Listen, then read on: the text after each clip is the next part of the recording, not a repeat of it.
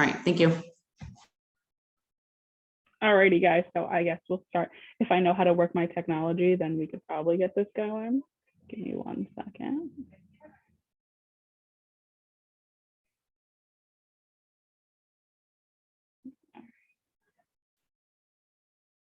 Ooh. What did I do? Can everybody see that? Are we good? Awesome. So for anybody who missed it, my name is Brooke Mendibles, and I am the Student Development Specialist for the Cumberland campus for the Educational. So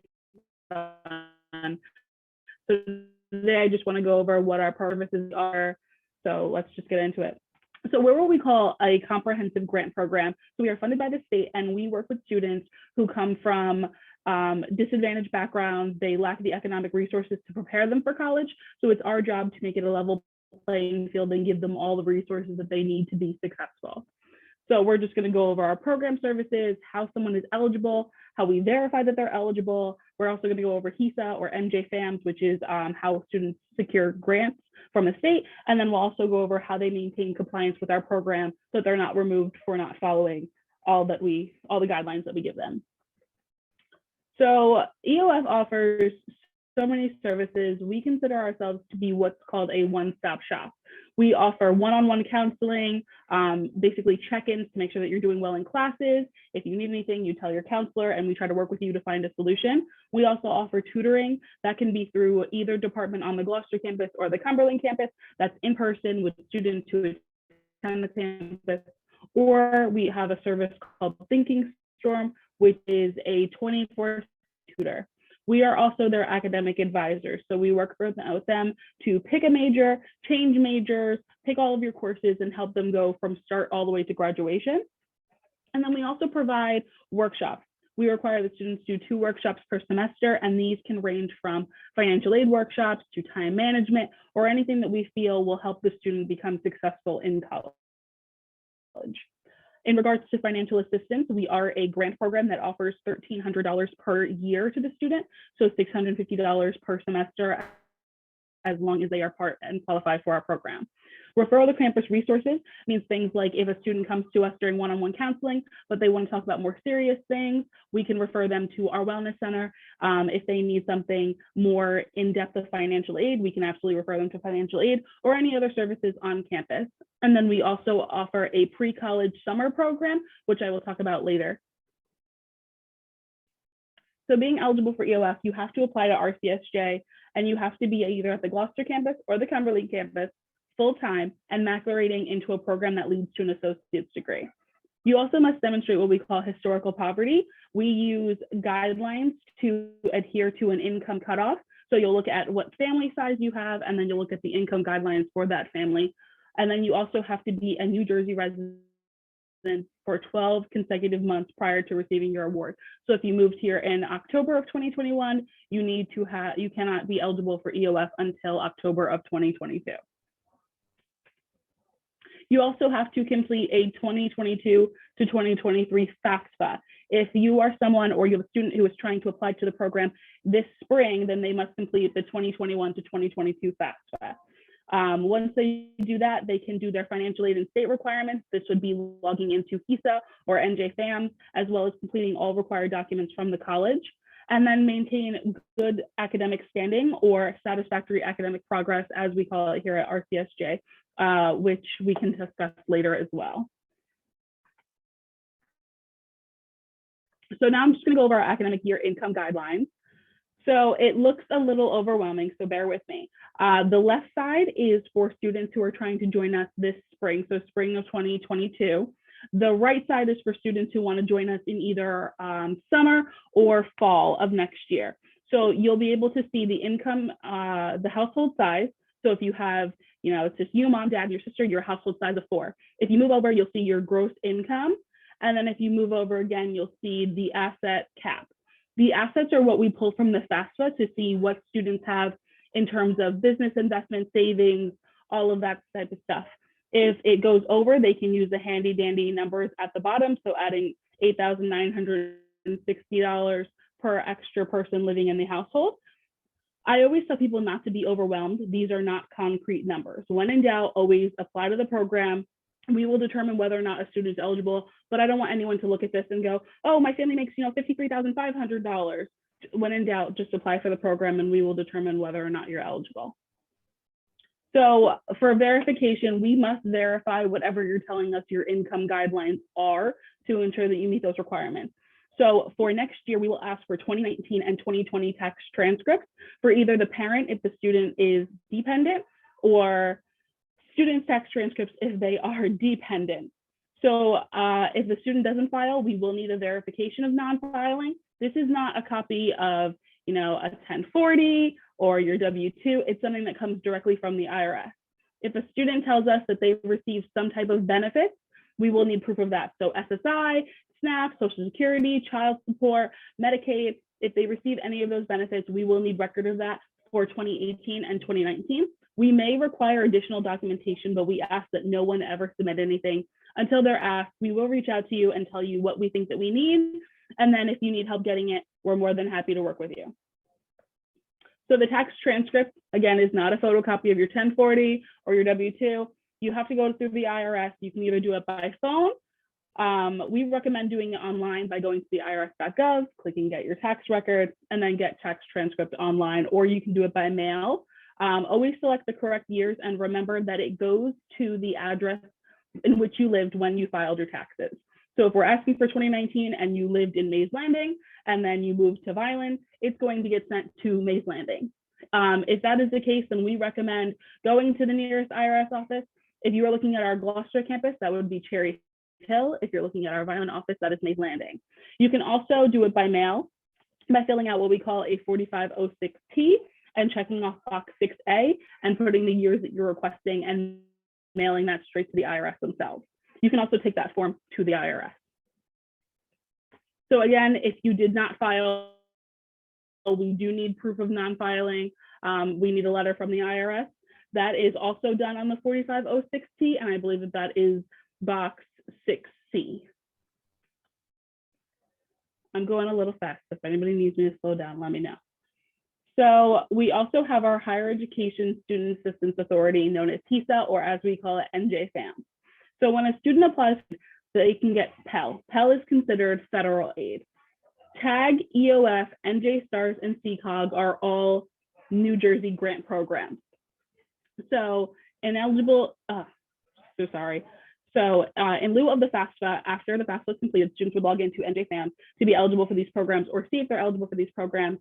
In lieu of the FAFSA, NJ Dreamers need to complete the New Jersey alternative application for financial aid. So that can also be done on the HESA website. It is the student's responsibility to respond to all questions from HESA. If HESA asks for a document and the student doesn't know what it is, we're more than happy to work with them, but we do not get notified of what the student needs. They need to notify us. Hey, HESA is asking for this. Can you help me out? Absolutely, no problem. And we'll lead them to the steps to secure those documents. But I absolutely recommend that all students go onto NJFAM to see what they qualify for and get additional documentation in, because they may ask for several different things. So when a student tries,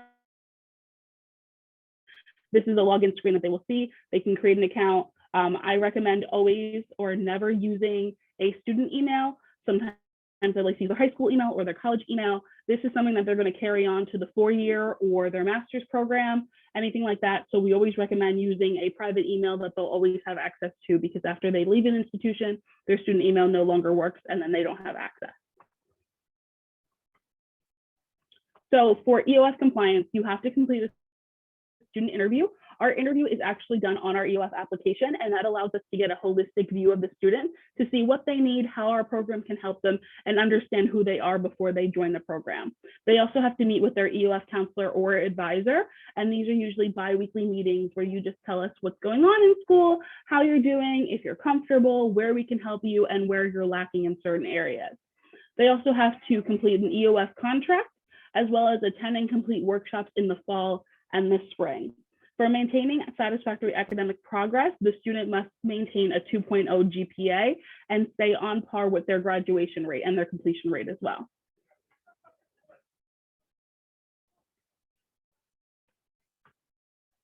And then we have our handy dandy, awesome, amazing pre-college summer institute program. This is a 6 to 7 week program that allows students to take college courses, go to workshops, take field trips.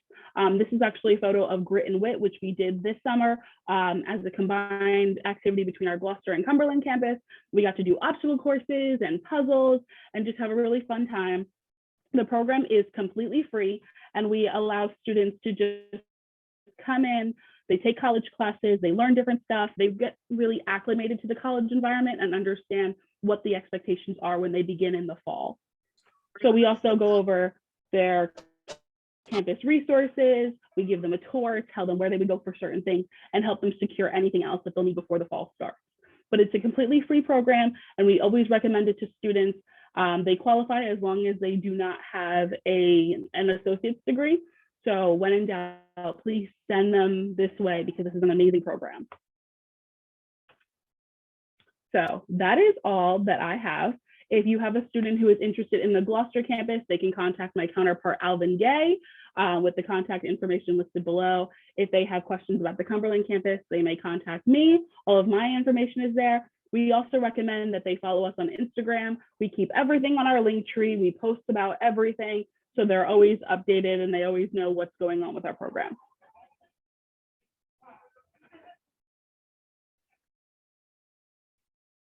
Does anybody have any questions, anything that I can answer?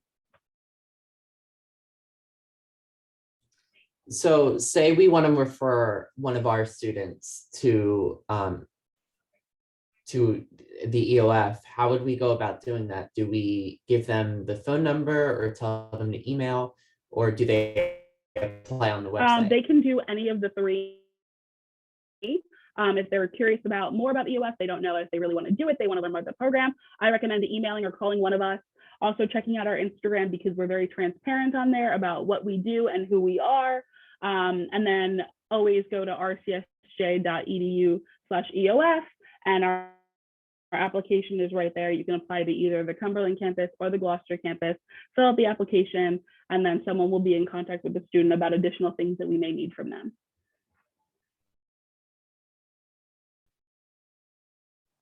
So I do have a question. I think with the college application, is there a certain question asking if this is going to be like an EOF application or is it going to be like a military? I think there's 2 different types of applications you can apply for. So is that an option when they, once they first start applying to colleges? So when you start applying to colleges, you're just applying to Rowan College of South Jersey. Once you've applied to Rowan South Jersey, you can go to the EOF office and tell them that you're now a student at RCSJ. And as long as you're a full-time student, you can apply for our program. That is another stipulation of EOF. The student must be full-time with their first semester in EOF. After that, then they would have to apply to be part-time in EOF, but we only fund the students who are full-time their first semester. But have them come in, meet with admissions, fill an application. Once they gain entry into the college, they can come visit our office at any time. Okay, and then to be part of EOF, you would have to continually go to workshops, have those kind of check off those that checklist, right? Yes, so you do get an EOF contract with all the stipulations of being an EOF. So, meeting with your counselor, maintaining the correct GPA, going to your workshops. We only require 1 per semester and they're actually really fun. And they can range from anything. They don't just have to be a workshop. They're more life experiences. So touring a campus, visiting Stockton, visiting Rowan. But as long as you maintain all of the guidelines along with that, which we think is pretty fair and easy, then you will be successful in the EOF program. Okay, thank you.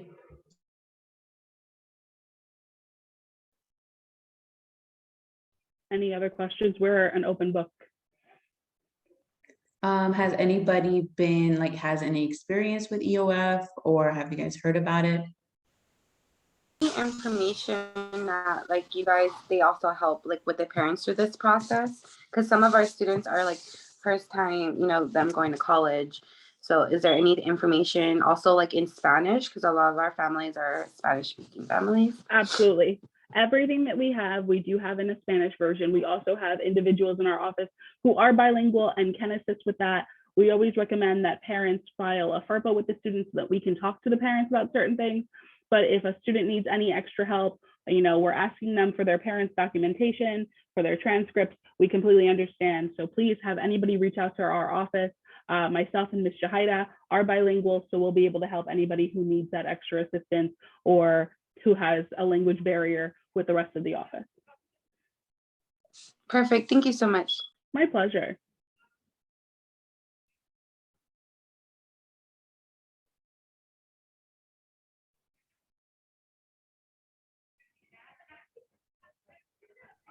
And also this recording is going to be on our YouTube channel on PreCollege.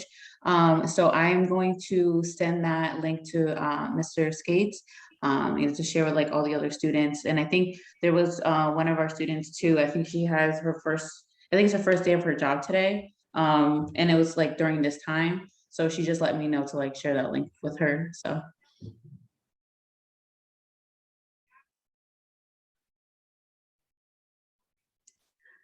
Anybody else want to kind of like share or anything?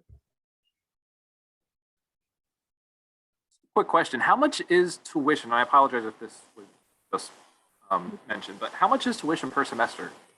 So tuition, it ranges from how many classes you're taking, what class you're taking. That is more of an admissions question and also depends on where the student lives, if they're getting in-state, out of state. So that is a question that I would refer to admissions for. But I can say that EOF helps you with your tuition by giving you $1,300 per year. I guess my question would be for those who do end up like doing the application for your program and are not eligible, like what happens then? When you're not eligible, we will absolutely let you know as fast as we can. And then we can refer you to other cohort programs that we have on campus. We also have amazing advisors in our advisement department as well. So if you don't fit the guidelines of our program, we're more than happy to help you find another home or send you over to general advisement, who are amazing individuals who will make sure that a student gets from point A all the way to point B and C.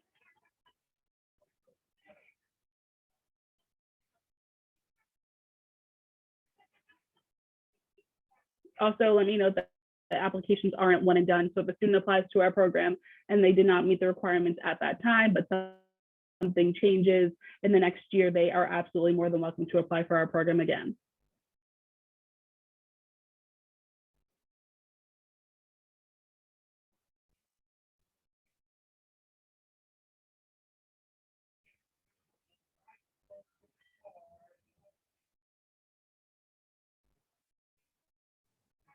I did want to add that I was a part of like EOF a couple years ago, and my sister now she's part of EOF in Camden County, so in Camden County College, and I think like from what we've agreed is that it's more of a family bond. A lot of the advisors they become like more as like a family, and especially like sharing so much to them, being vulnerable and like sharing like different struggles, just being a college student in itself. So I think this would be a really great program to be a part of. Like I think what you said was being a part of like certain resources or certain workshops, exposing yourself to certain internships, or just like honestly like just networking with new people is always going to benefit you. So I just wanted to add that. Oh, that was fantastic, Jen. I do believe that it is a great program. It's something that I very much enjoy. I get out of bed every morning and I'm excited to come to work and work with my students. They are incredible individuals and I'm glad to give them the support that they need. And that's what we're here for. We're here to help you. Many of you may know Mr. Arthur Horn. He is the representative for Bridgeton High School. Please feel free to ask him questions. He has been in EOF for 15 years, I believe. We just had someone retire who was here for 33 years. It is a family program. Once you join EOF, you're part of the EOF family, and it's very hard to leave the EOF family because it's such a tight-knit, wonderful, amazing program where we just communicate and collaborate and you just feel at home. So I highly recommend it to any student. Even if you think that they might not qualify, when in doubt, please send them our way.